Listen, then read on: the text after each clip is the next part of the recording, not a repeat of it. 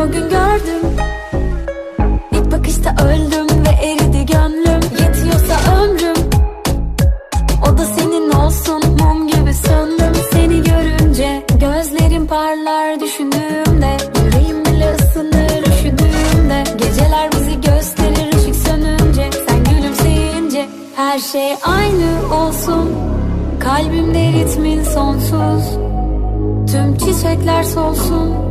Yapamam yine de onsuz. Her şey aynı, her şey aynı.